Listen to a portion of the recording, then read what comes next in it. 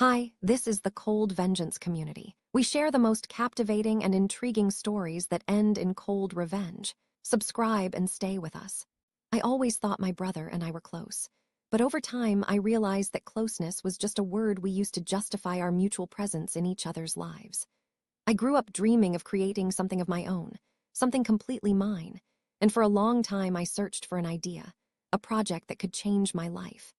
I've always had a passion for technology, especially app development, and when I graduated from college in California, I immediately set to work on my project. I spent months researching the market, creating prototypes, and staying up all night trying to refine the idea into a logical and workable form. My brother, on the other hand, was never known for his hard work and initiative. He always seemed pleased when he watched me create something, and often asked if I could show him my sketches or explain how my idea worked. I, of course, shared, because I believed there should be no secrets between brothers, although I sometimes felt a little uneasy when I saw him listening too closely and memorizing details. At first, I chalked it up to his curiosity, his usual interest in technology, but then I began to notice he was taking steps I'd never even considered before. He'd start his own projects that were remarkably similar to my ideas, often using similar concepts and solutions I'd shown him at home. I tried to ignore it, thinking it was a coincidence, that he was perhaps inspired by me, and that my ideas would still remain mine because I was doing real work and not just copying concepts. But with each new project, he grew more confident, showing off his successes to friends and colleagues, and I felt my irritation growing. It was painful because deep down I knew he didn't even understand the essence of the work. He was simply taking the appearance, the interface details, and sometimes the diagrams I'd drawn and passing them off as his own. He didn't ask for advice, didn't acknowledge sources, yet he was proud of his ideas. I tried to talk to him, explaining that I wasn't just creating pictures or diagrams, but a fully functioning project, that everything requires time, patience, and an understanding of technology. But he dismissed me, saying I was taking things too seriously, that I should relax and make money the easy way. These conversations were empty, and I realized there was no point in expecting him to understand. So I decided to take a different approach. I began documenting every step of the development process, capturing all my ideas, taking screenshots, recording the time of changes, creating full-fledged prototypes, and starting to prepare patent documents. I understood that if he decided to replicate my project commercially, I would have proof of my authorship. I worked quietly, trying not to let my brother know that I was planning to officially protect my ideas, because as soon as he felt threatened, he might do something sneaky. Months passed. I brought the project to a stage where it was almost ready to present to investors, and at that moment, my brother reappeared with another project of his. This time, he approached me with documents similar to my drafts and said he wanted to collaborate, that he had connections, and that he could help bring the project to market. I looked at him and realized that everything he had achieved so far was based on my work, on my ideas, and that now he was trying to take part of what was rightfully mine. I didn't respond immediately, but simply continued working, filing a patent, filing applications, and doing everything I could to secure my rights. He continued to insist, talking about the benefits, about how together we could earn more, but I saw that his motivation was entirely selfish. I understood that if I gave in even partially, he would do the same thing again, and I would again find myself in a situation where my work was being used without my consent. I pretended to consider his proposals, but in reality, I was planning how to completely outflank him in business. Filing a patent gave me a sense of security I had never experienced before. I knew I now had legal proof that the project was mine, and that any attempts by him to claim it as his own could be stopped. And so, when the patent was officially registered, he showed up at my house, holding a laptop and papers, and said he now wanted to work with me, that he wanted to be part of my project. His eyes gleamed with a mixture of hope and cunning. I saw him trying to read my reactions, trying to guess how angry I was or how willing I was to compromise. I remained silent, simply watching him, watching how the man who had stolen my ideas for years was now asking me for help, trying to take over a place that wasn't his. And in that moment, I realized that my relationship with my brother would never be the same, that his greed and dishonesty had left an indelible mark, and that now everything depended on how strong I was willing to be to protect what was mine. When I first saw him after registering the patent, I immediately realized that any conversation would be torture, because he had come not for advice or support, but to use what I had spent years building. He held a laptop and papers in his hands, looked confident, and smiled as if we were having a friendly meeting, although I knew it was a mask. I didn't answer right away, just looked at him, and he began talking about how he would like to work with me, how he could be useful, and what connections he had. I listened silently, internally counting his every word and considering how not to fall for his tricks. I had no intention of discussing the work, because I understood that any agreement or expression of interest on my part would lead him to believe he could influence the project. I replied briefly that I didn't need help for now, and that the project required my full attention, and suggested we discuss something else.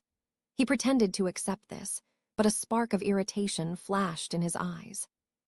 He left, but a few days later he began calling me, texting me, and sending emails with proposals, promises, and plans that he believed would accelerate the project's success. I ignored most of them, sometimes ignoring them right in front of my colleagues, so as not to seem offended by his overtures. He began showing up at my door unannounced, first in the evenings, then on weekends, pretending he simply wanted to discuss family matters, but always managing to bring up the project. I saw him carefully observing me, my habits, trying to guess where I might make a mistake or allow him to interfere. It was unpleasant, almost like psychological pressure, and with each visit his persistence grew. He tried to bribe me with his experience, reminding me of past projects we'd done together as children, how we'd dreamed of creating something together, and how now the time had come to work together. I understood that he was counting on my emotional weakness, on the sense of brotherly connection I still felt, but which was now barely holding on. I didn't respond to any of his emotional attacks or his attempts to make me feel guilty. He began to change tactics, manipulating our mother, telling her how he wanted to work with me, how he could help the project, how it was a chance for the family to earn money and be together. My mother tried to convince me to listen to him, saying that my brother needed the opportunity, that it could be beneficial for both of us. I calmly explained that the project required my full concentration and that any interference could harm the matter. She tried to press me through emotion, recalling our childhood, our shared successes and failures, but I held my ground, demonstrating that I was the one making the decisions. I watched my brother refuse to give in, and I watched as he began to seek ways to manipulate other relatives, telling them stories as if I was ignoring him without reason, in order to garner sympathy and pressure. He used every opportunity to appear in family conversations to imply that I was cruel and unkind for refusing to share an opportunity. This created a great deal of tension. My relatives tried to persuade me to compromise, but I understood that any concession would give my brother a sense of victory and spur his desire to use my ideas again. I recorded all contacts, calls, and visits, because I understood that if the situation escalated to the legal level, I needed proof that I was acting legally, and that he was trying to harm me or steal someone else's work. He tried to change tactics, offering small, seemingly innocuous favors like helping with paperwork or organizing meetings, but I understood that this was a way to gain access to project details, test my reactions, and identify my weaknesses. I patiently ignored his suggestions, answering briefly and calmly, giving no room for argument. Gradually, he began to lose confidence in the presence of colleagues and acquaintances, became irritable, tried to ask questions with obvious implications, monitored my actions, observed how I organized my work, and sometimes tried to intervene when I was absent. I felt the tension in the air growing, as every encounter with him turned into a test of my patience and endurance. I saw that he didn't just want to work. He wanted control, he wanted recognition, he wanted to prove he could be an equal to the project's creator, even though he hadn't actually contributed a single honest minute to its development. I kept my cool, documenting every visit, every message, every attempt at manipulation. He tried to play on my emotions, creating the illusion of friendship and collaboration, but I knew the only way to protect the project was to resist, to not respond to emotional provocations, to remain calm, and to protect myself legally. Over time, I saw him become increasingly irritated, to openly express dissatisfaction, to try to threaten with hints about our shared past, about how we've always done everything together. I responded coldly, with restraint, pretending not to be affected, and mentally bracing myself for the possibility that this could escalate into more serious pressure. He tried to use my friends and colleagues to learn the details of the project, trying to lead me into conversations about possible compromises, about a share, about the possibility of earning together. But I remained adamant, demonstrating that any interference was unacceptable and that I was ready to defend my rights completely. It was psychologically difficult. Every visit, every call, every attempt at manipulation created the feeling that I was living in constant tension, that even a simple family gathering could turn into a test of my strength. I saw his patience wearing thin, his anger growing, his attempts at emotional tactics, but I held on, knowing that giving in, even for a moment, would signal to him that he might repeat his old tricks. I learned to speak in monosyllables, control my emotions, document events, and not give any reason for manipulation. And with each new attempt, he became increasingly irritated, losing his former confidence, but he did not give in completely. This became a true test of relationships, strength of character, and my ability to protect my own while remaining within the law and morality. The situation spiraled out of control faster than I expected. My brother realized that a direct approach wasn't working, that any attempts he made to convince me to work together were only irritating, and he began using the family as a weapon of pressure. It all started with our mother. At first, there were innocent calls, questions about how I was coping, supposedly out of concern, but gradually the conversations devolved into discussions of my brother, his needs, and how, unfair, I was refusing to give him a chance. I heard my mother's naive concern in these words, but also that subtle manipulation when emotional pressure mixes with concern, and it immediately became clear that my brother was once again trying to shape events to his own advantage.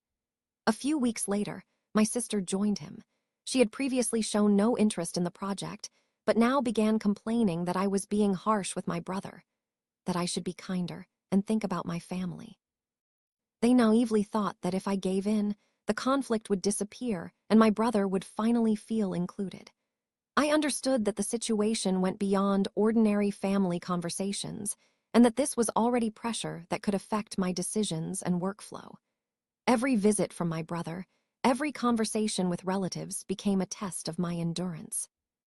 I remained calm, answered briefly, recorded conversations, recorded meetings, and saved emails and messages so that I had evidence of my position and would be prepared if the conflict escalated into legal action.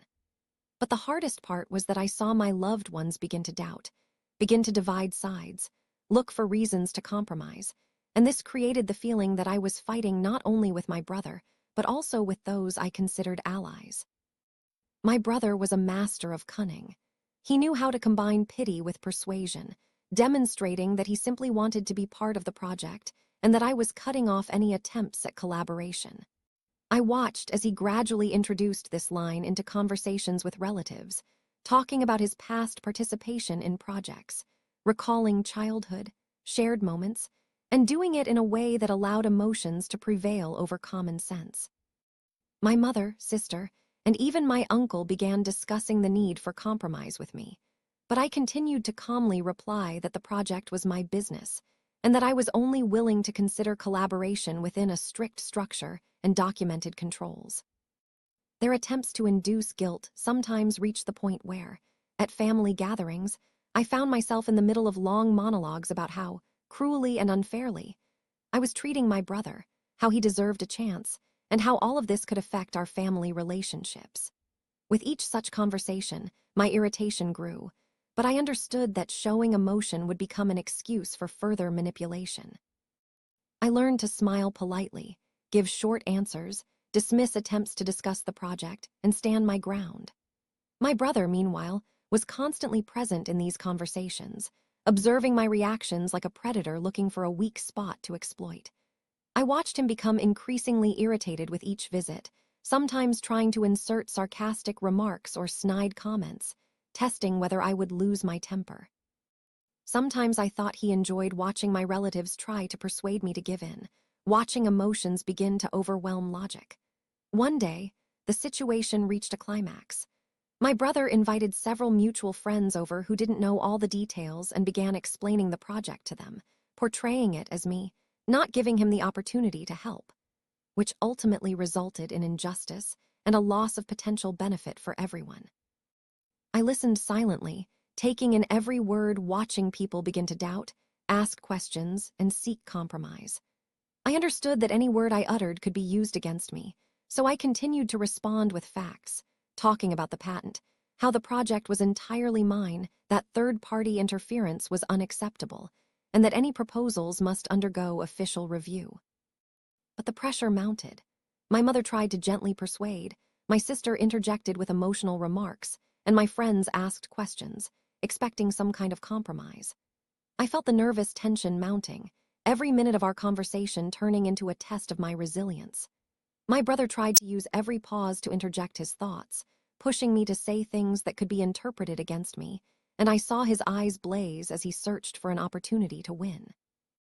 I almost stopped resting these days, because I understood that every decision, every meeting, every conversation with relatives could become a tool of pressure. I documented everything, checked that the legal protections for the project were in full force, and maintained my emotional fortitude, trying to maintain a balance between cold logic and human tension. Sometimes at night, I woke up with the feeling that the family, which had previously seemed like a support system, had now become a battlefield between me and my brother, and that any misstep could destroy not only the project, but also the relationship that had seemed strong. I watched his irritation grow with each passing day, searching for new ways to involve his relatives, but I remained adamant, explaining that no amount of emotional pressure would change the fact. The project was mine, his interference was unacceptable, and I was prepared to defend it to the end. Psychologically, it was incredibly difficult. It seemed that even simple family holidays and gatherings were turning into trials, that every conversation was becoming a strategic game, where emotions, pity, and memories of the past mingled to create one great pressure. My brother tried to use every tool: pity, manipulation, blackmail with memories, but I learned to respond only with facts, keep my distance, control my emotions, and document events. It was a war of nerves, a real-time family drama, where every look, every word, and every gesture could be used in a game I had no intention of losing. I watched his patience and confidence gradually fade, his irritation grow, and I understood that the emotional energy he expended on manipulation could be used strategically by me. At the same time, I realized that this had forever changed our relationship, that the trust we once had was shattered, and that the consequences of this family drama would be felt for a long time, perhaps for a lifetime. After several months of constant pressure through my family, I realized that verbal and emotional confrontations were no longer effective, that my brother was too confident in his continued manipulation, and that I needed to act differently. I began planning my revenge not as a spontaneous impulse, but as a carefully thought-out strategy that would gradually erode his social and professional standing, without apparent violence, but with maximum psychological impact. The first step was to leverage my industry contacts. I knew my brother lacked serious experience, always relied on other people's ideas, and that his reputation was fragile. I began delicately telling partners, colleagues, and acquaintances the truth, that his projects were always borrowed from others, that he never created anything on his own, and that any claims he made about professional competence could not be taken seriously. I did this subtly, without open accusations, simply presenting the facts about how the project was being implemented in practice without his involvement and the real effort invested in the idea. People familiar with my work understood that everything was logical and began to form their own opinions about my brother, that his successes were always dubious and that he could not be trusted. I saw how this gradually worked. Information was spreading without being a direct attack, yet the effect was profound. My brother sensed the tension immediately, though he couldn't understand what exactly had changed. I also began to carefully control access to information. All correspondence, all meetings, and all discussions about the project went through me and were meticulously documented. I didn't give him even the slightest opportunity to be involved, while ensuring that his attempts to contact investors, clients, or acquaintances were fruitless. He tried to reach out to people from various angles, trying to bribe or persuade them, but he always met with cold, carefully constructed resistance. I provided facts, refuted his statements, and gave no reason to discuss me negatively. This was my quiet but deadly revenge. I watched as my brother became increasingly isolated, as people gradually stopped trusting him with information, projects, and contacts. Even his old friends began to approach him with caution, noticing that his reputation had been distorted and that he was not a reliable partner. Every time he tried to approach me with a proposal to work with me, I pretended to be busy, as if the project didn't require my intervention, and exposed his inefficiency and lack of competence to outside observers. This acted like a virus, slowly but surely eroding his social and professional standing. At first, he tried to resist, making sarcastic comments, complaining to his family, and attempting to induce guilt, but even these attempts were ineffective. People began to see through his facade, realizing that his persistence had no basis in reality, and this gradually cut off his ability to influence others. I watched his frustration and sense of helplessness grow. He tried to build alliances, seek support among friends and colleagues, but every step collided with my cautious strategy. Facts, verified documents, a clear explanation of his role and my authorship. Gradually, he found himself in a position where no one trusted his words or actions, where even his family began to be wary of his requests and ideas. He could no longer discuss the project without me having complete control, without anyone around him understanding who was actually creating the product. I saw the psychological impact this was having on him: irritation, growing anger, despair, and the realization that all paths to success were blocked. Every time I met with his relatives, they shared their observations, telling how he tried to manipulate them and how they were beginning to understand the true picture. I carefully focused their attention on the facts, on real events, without emotional overtones, but the effect was devastating. My brother realized he could no longer use family, friends, and acquaintances to exert pressure. At the same time, I began expanding my network of contacts, demonstrating the project's success, inviting partners to discussions only within my guidelines, demonstrating that the project was developing successfully without his involvement, that revenue was growing, and he remained outside of all processes. I saw his envy and hatred for me grow with each new meeting, with each successful step of the project. He tried to find loopholes, exploit old connections, but I carefully planned every step to minimize his opportunities. With each passing month, his isolation became more obvious.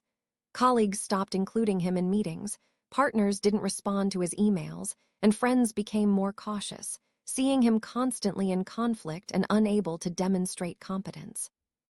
I observed his attempts to regain influence, witnessed his disappointment and anger, and this gave me a sense of satisfaction, a sense of revenge that I had built long and methodically.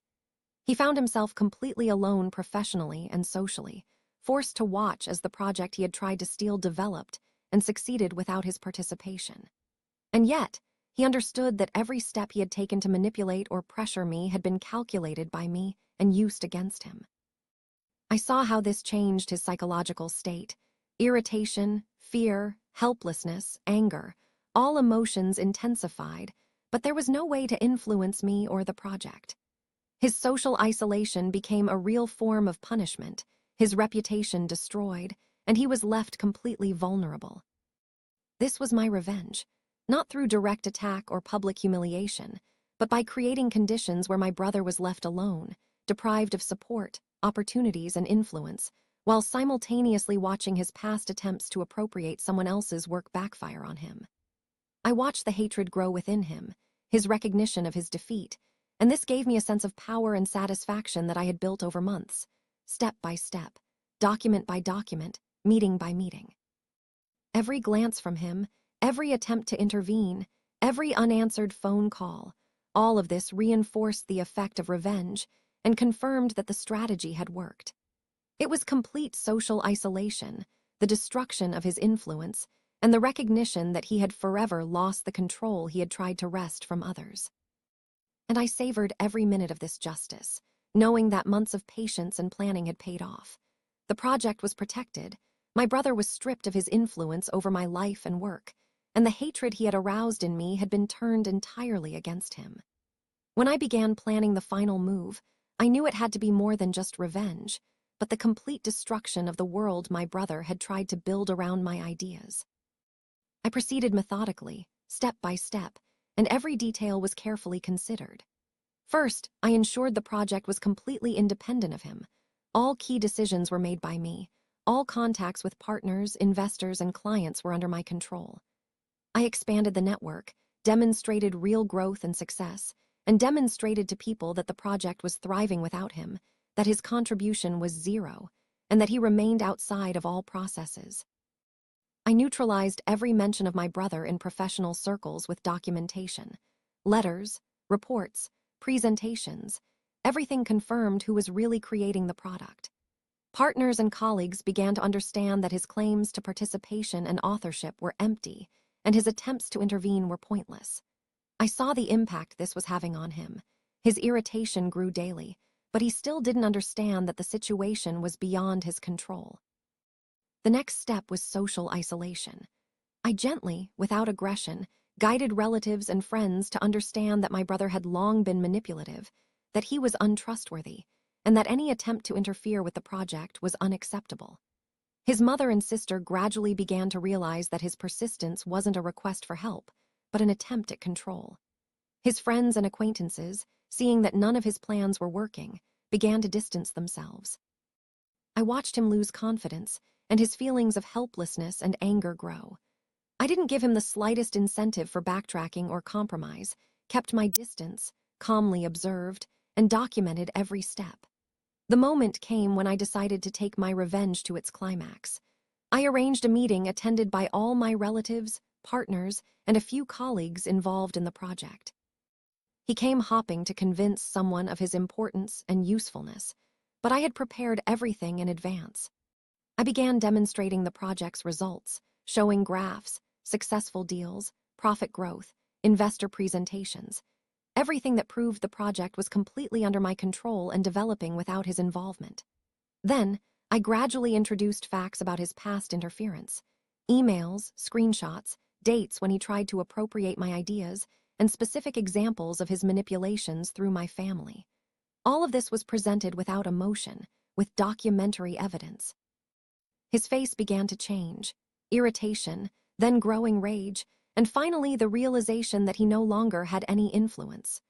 Relatives, colleagues, and partners looked at him with understanding, and he tried to say something, but I carefully cut off every remark with the documented words. His social and professional world was crumbling before my eyes. I saw his friends and acquaintances exchanging glances, his relatives nodding, realizing that I was right, and the entire status he had tried to build was crumbling. The next step was to allow events to unfold so that he himself felt complete control over his defeat. I gave him the opportunity to interject his thoughts, but each attempt ended in failure. Documents, witnesses, facts, everything was against him. I watched him shrink mentally, his feelings of envy and powerlessness growing, as he realized that his manipulations had backfired. He tried to approach people, friends, colleagues, but they already saw that he was unreliable, that he couldn't be trusted, that his past had completely discredited him. In that moment, I felt complete satisfaction. Every step he had taken in the past, every attempt to appropriate my work, every manipulation he had used on my relatives, it all came back to him. I saw his anger and impotence, and it gave me a sense of power and accomplishment that I had been building for months. My revenge wasn't aggressive, not physical, but it was complete. The project was mine, my success was mine, my brother's social and professional reputation was ruined, friends and family saw the truth, and he was left alone in this world he had tried to control through someone else's hands. I watched him try to justify himself to someone, but he realized it was impossible. His manipulations were exposed, his influence was destroyed, and he could no longer influence either the project or the people around him. And in that moment, I felt complete satisfaction. I didn't just defend my right to work and ideas, I restored justice, and I did it in a way that made my brother feel the consequences of his actions firsthand. I relished this sense of inner victory. He realized his defeat, his world shattered, and I saw it with my own eyes. The hatred he had evoked in me was now turned against him, and I remained master of the situation, master of my project, my reputation, and my emotional world. I understood that this moment ended years of suffering, sleepless nights, and the struggle for justice. I did it quietly, without aggression, but with the full effect of revenge. Social isolation, ruined reputation, the success of the project, complete control, and then witnessing its defeat. I felt deep satisfaction because the revenge was complete, precise, cold, and deadly effective. And I knew that this event forever changed the balance of power between us, finally closing the question of who truly creates and controls the project, and who remains merely an empty claimant to someone else's ideas.